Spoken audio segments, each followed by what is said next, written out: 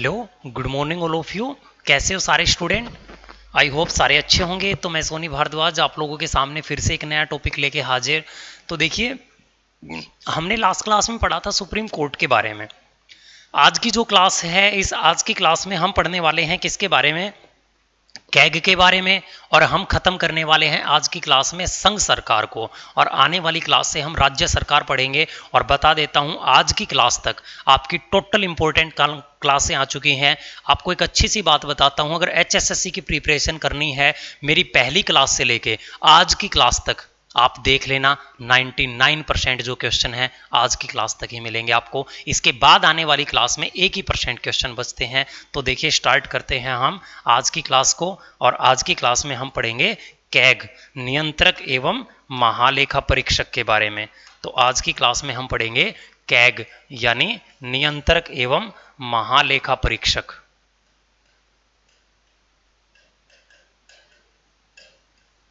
दिखाई देता है? ठीक है।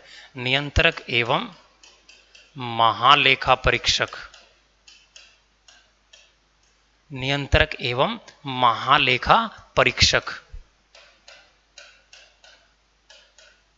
नियंत्रक एवं महालेखा परीक्षक। तो याद रखेंगे, आज की क्लास में हम पढ़ेंगे नियंत्रक एवं महालेखा परीक्षक, जिसको क्या बोला जाता है? कैग। इसी को क्या बोला जाता है? CAG, CAG, controller auditor general. और इसको कितने से कितने आर्टिकल तक पढ़ेंगे? आर्टिकल 148 से आर्टिकल 151 तक। तो याद रखेंगे, आर्टिकल 148 से आर्टिकल 151 तक हम किसको पढ़ेंगे? नियंत्रक एवं महालेखा परीक्षक को। तो हम पढ़ते हैं आर्टिकल 148। सबसे पहले हम पढ़ते हैं आर्टिकल 148।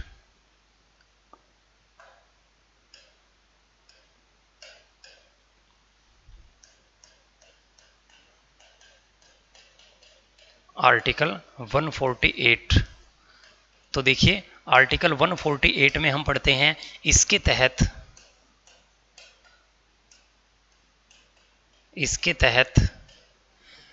कैग की नियुक्ति, इसके तहत कैग की नियुक्ति। देखिए, मैंने कैग लिखा, इसका मतलब मैं जिक्र कर रहा हूं नियंत्रक एवं महालेखा परीक्षक की। इसके तहत कैग की नियुक्ति राष्ट्रपति द्वारा की जाती है। और ये आर्टिकल मैं आपको राष्ट्रपति में पहले भी पढ़ा चुका हूं। तो इसके तहत कैग की जो नियुक्ति है वो राष्ट्रपति द्वारा की जाती है। यह भारत का सबसे बड़ा लेखा अधिकारी होता है। इसमें आप याद रखोगे, यह भारत का सबसे बड़ा, यह भारत का सबसे बड़ा लेखा अधिकारी होता है। लेखा अधिकारी होता है। यह भारत का सबसे बड़ा लेखा अधिकारी होता है। इसका मतलब है, यह भारत का सबसे बड़ा अकाउंटेंट होता है, लेखा अधिकारी होता है। इसके बाद पढ़ोगे, यह पद केवल केंद्र सरकार में होता है। याद रखेंगे, यह पद केवल केंद्र सरकार में होता है, केवल केंद्र सरकार में होता है, केवल केंद्र सरकार में होता है। ये पद राज्य सरकार में नहीं होता। यह पद राज्य सरकार में नहीं होता। तो आप याद रखोगे, राज्य सरकार में ये पद नहीं होता। इसके बाद हम पढ़ते हैं आर्टिकल 149। आर्टिकल 149। इसके बाद हम पढ़ते हैं आर्टिकल 149। आर्टिकल 149। इसमें लिखा है, इसका काम, इसका कार्य, इसका कार्य केंद्र एवं राज्य के, इसका कार्य केंद्र एवं राज्य के लेखे जोखे का निरीक्षण करना है। लेखे जोखे का निरीक्षण करना है, निरीक्षण करना है। तो हम पढ़ते हैं, इसका कार्य केंद्र एवं राज्य के लेखे जोखे का निरीक्षण करना है। इसके बाद हम पढ़ते हैं आर्टिकल 150। आर्टिकल 150। इसमें लिखा है कैग राष्ट्रपति की सलाह पर। कैग, इस आर्टिकल में लिखा है कैग राष्ट्रपति की सलाह पर केंद्र व राज्य के लेखे जोखे को तैयार करता है। केंद्र एवं राज्य के लेखे जोखे को, उसके अकाउंट्स को तैयार करता है। राष्ट्रपति की सलाह पर केंद्र के इसके लेखे जोखे को तैयार करता है। इसके बाद हम पढ़ते हैं आर्टिकल 151। आर्टिकल 151, कैग अपनी रिपोर्ट, तो इसमें पढ़ते हैं कैग अपनी रिपोर्ट केंद्र व राज्य सरकार को सौंपता है। तो हम पढ़ते हैं कैग अपनी रिपोर्ट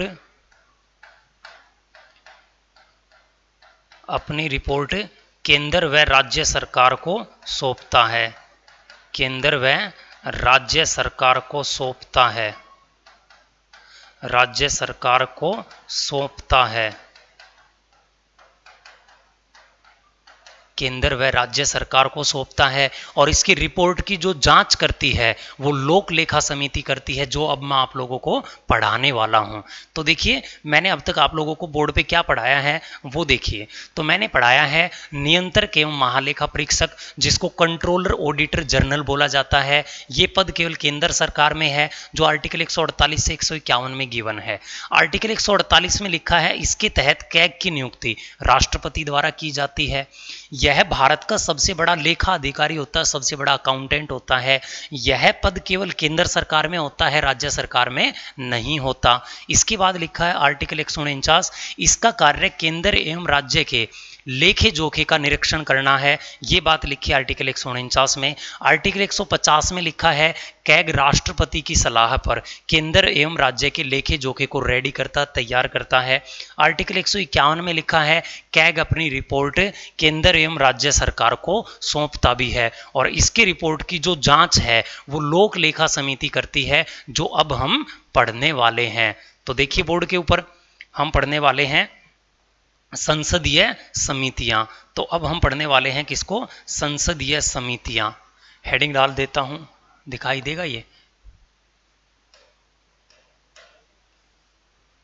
संसदीय समितियां। तो अब हम पढ़ने वाले हैं संसदीय समितियां।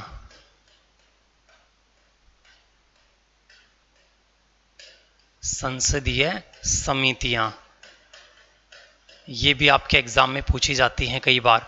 तो अब हम पढ़ने वाले हैं संसदीय समितियां। तो देखिए, इसमें हम पढ़ते हैं सबसे पहली लोक लेखा समिति। इसमें हम पढ़ते हैं सबसे पहले लोक लेखा समिति।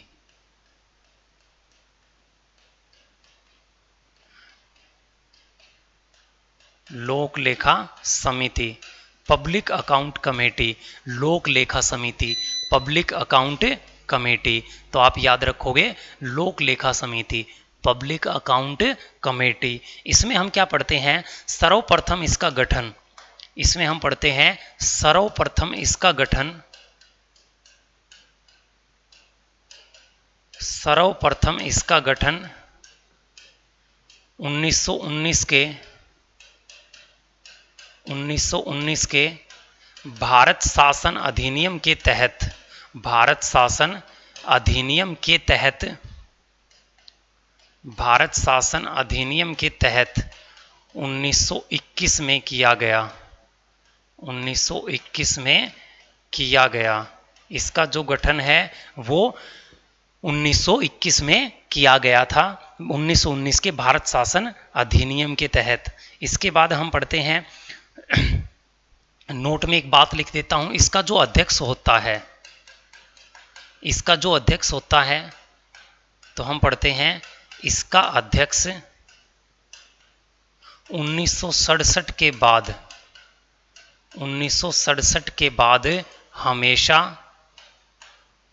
विपक्षी दल का होता है। विपक्षी दल का होता है।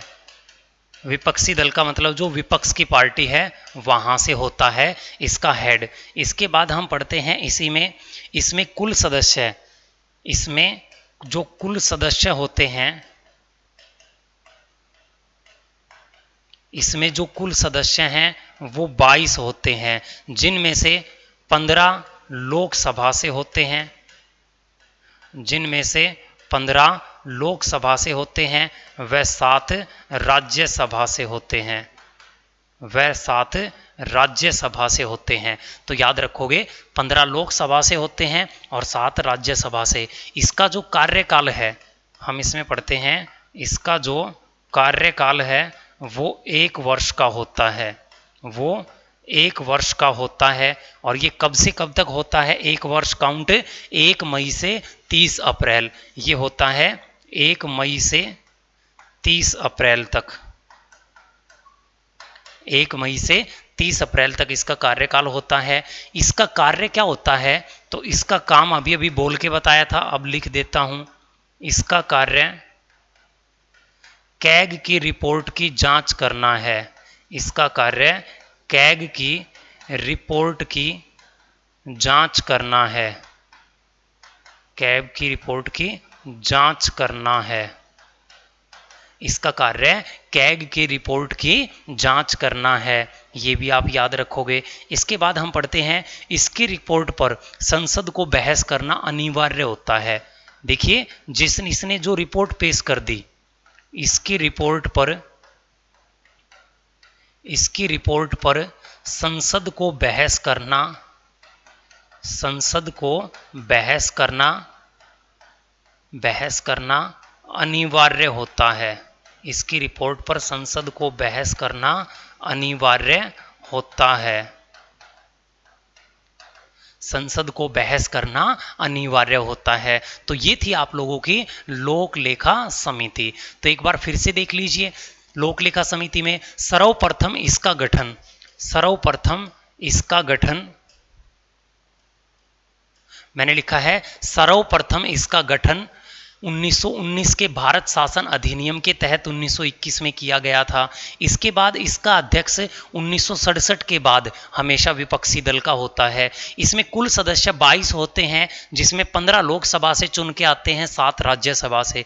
इसका कार्यकाल 1 साल का होता है, 1 मई से 30 अप्रैल तक। इसका कार्य क्या होता है? कैग की जो रिपोर्ट पेश करता है, कैग जो देश का सबसे बड़ा लेखा अधिकारी होता है, उसकी रिपोर्ट की जांच करना। इसकी रिपोर्ट पर संसद के दोनों बहस को, इसकी रिपोर्ट पर संसद को बहस करना अनिवार्य होता है, यानी दोनों सदन इसकी रिपोर्ट पर बहस करते हैं। इसके बाद हम पढ़ते हैं किसके बारे में? प्राक्कलन समिति के बारे में। इसके बाद दूसरी समिति हम पढ़ते हैं नंबर 2 पे, प्राक्कलन समिति। प्राक्कलन समिति, अब देखिए प्राक्कलन समिति क्या है। तो प्राक्कलन समिति में हम पढ़ते हैं, इसकी स्थापना 1950 में जॉन मथाई की सिफारिश पर की गई थी। तो हम पढ़ते हैं, इसकी स्थापना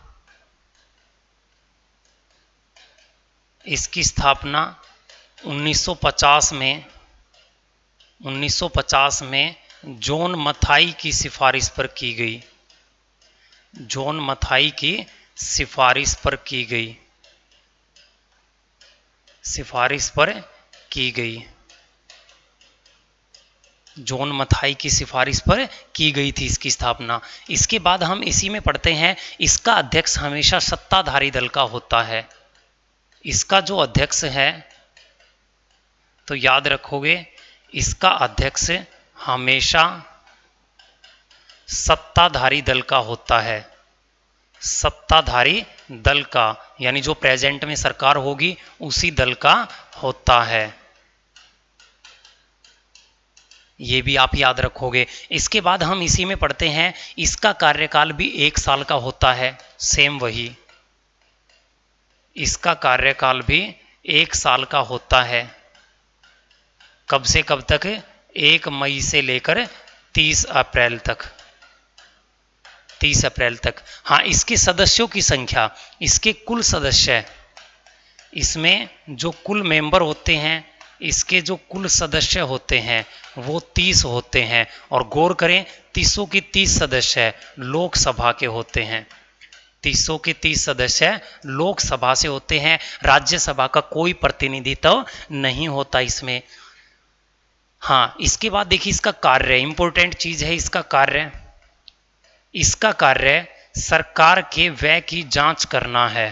इसका कार्य सरकार के व्यय की जांच करना है। व्यय की जांच करना है। जांच करना है और सरकार को ये सुझाव देना है व्यय में कटौती हेतु। सरकार को व्यय में कटौती हेतु यानी व्यय कम करे, खर्च कम करे सरकार, इसमें सुझाव देगी ये। इसके बाद हम पढ़ते हैं, इसकी रिपोर्ट पर बहस करना संसद के लिए अनिवार्य नहीं है। हम पढ़ते हैं, इसकी जो रिपोर्ट है, इसकी रिपोर्ट पर बहस करना, इसकी रिपोर्ट पर बहस करना संसद के लिए अनिवार्य नहीं है। संसद के लिए अनिवार्य नहीं है, ये भी आप याद रखोगे। इसके बाद मैं स्पेसिफिक नोट में एक लाइन लिख देता हूं, कई बार एग्जाम में ये पूछ लिया जाता है, यह लोक लेखा समिति की जुड़वा बहन है। तो प्राक्कलन समिति और लोक लेखा समिति जुड़वा बहन कहलाती हैं। यह लोक लेखा समिति की ट्विन सिस्टर है यानी जुड़वा बहन है। लोक लेखा समिति की जुड़वा बहन है। अब देखिए मैंने बोर्ड पे क्या लिखा है, तो मैंने लिखा है प्राक्कलन समिति। इसकी स्थापना 1950 में जॉन मथाई की सिफारिश पर की गई। इसका अध्यक्ष हमेशा सत्ताधारी दल का होता है। इसका कार्यकाल भी 1 वर्ष होता है, 1 मई से 30 अप्रैल। इसके कुल सदस्य 30 होते, 30 के 30 लोकसभा से आते हैं, राज्यसभा का कोई प्रतिनिधित्व नहीं होता। इसका कार्य सरकार के व्यय की जांच करना, सरकार के खर्चे की जांच करना, सरकार कहाँ पे कितना खर्च करती है और सरकार को खर्च में कटौती हेतु सुझाव देना है, यानी सरकार को बताना है वो खर्च कम से कम करे। रिपोर्ट, इसका काम देखिए, इसकी जो रिपोर्ट है, इसकी रिपोर्ट पर बहस करना संसद के किसी सदन के द्वारा जरूरी नहीं है। हाँ, लोक लेखा समिति की रिपोर्ट पर बहस करना जरूरी था। यह लोक लेखा समिति की जुड़वा बहन कहलाती है, ये भी आप याद रखोगे। इसके बाद हम पढ़ते हैं किसको, लोक उपक्रम समिति। इसके बाद हम पढ़ते हैं नंबर 3 पे लोक उपक्रम समिति। लोक उपक्रम समिति, लोक उपक्रम समिति। तो देखिए हम यहां पे पढ़ रहे हैं लोक उपक्रम समिति। इससे हम क्या पढ़ेंगे, तो हम इसमें पढ़ते हैं इसकी स्थापना 1964 में, इसकी स्थापना 1964 में कृष्णन नयनन समिति की सिफारिश पर हुई। कृष्णन नयनन समिति की सिफारिश पर हुई, समिति की सिफारिश पर हुई थी। कृष्णन नयनन समिति की सिफारिश पर हुई थी। इसमें कुल सदस्य 22 होते हैं, सेम डाटा है। तो हम पढ़ते हैं इसके जो कुल सदस्य होते हैं ये भी कितने हैं, 22 हैं, जिनमें से हम पढ़ते हैं 15 लोकसभा से और 7 राज्यसभा से आते हैं, 7 राज्यसभा से आते हैं। इसका भी कार्यकाल 1 वर्ष होता है। इसका जो कार्यकाल होता है ये 1 वर्ष होता है। कब से कब तक, 1 मई से लेकर 30 अप्रैल तक। 1 मई से लेकर 30 अप्रैल तक, 30 अप्रैल तक होता है। इसमें हम पढ़ते हैं इसका कार्य सरकार के लोक कल्याण में सरकार के खर्च की जांच करना है। तो हम पढ़ते हैं इसका कार्य क्या है, लोक कल्याण में सरकार की व्यय की जांच करना। लोक कल्याण, पब्लिक वेलफेयर में सरकार के व्यय की जांच करना है, सरकार के व्यय की जांच करना है,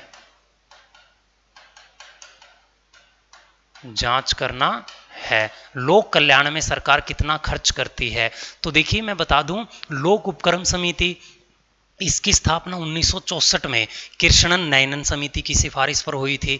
इसमें कुल सदस्य 22 होते हैं, 15 लोकसभा से 7 राज्यसभा से। इसका कार्यकाल 1 वर्ष होता है, 1 मई से 30 अप्रैल। इसका कार्य इंपॉर्टेंट है, इसका काम है जो पब्लिक वेलफेयर में, लोक कल्याण में जो सरकार खर्च करती है उस सरकार खर्च के जांच करना। लोक कल्याण का मतलब ये है, मान लीजिए सरकार ने गरीबों के लिए, किसानों के लिए, शिक्षा के लिए कोई भी लोक कल्याण में योजनाएं चलाई, उनमें जो पैसा लगाया है उस पैसे की जांच करना काम है इसका। तो ये संसद की 3 समितियां थी, तीनों की तीनों इंपॉर्टेंट हैं। तो आज की क्लास में आपकी संघ सरकार कंप्लीट हो चुकी है, आपकी संघ सरकार कंप्लीट हो चुकी है। आने वाली क्लास में हम पढ़ने वाले हैं किसके बारे में, राज्य सरकार के बारे में। तो आज के लिए इतना ही, धन्यवाद। मिलते हैं आप लोगों की अगली क्लास में।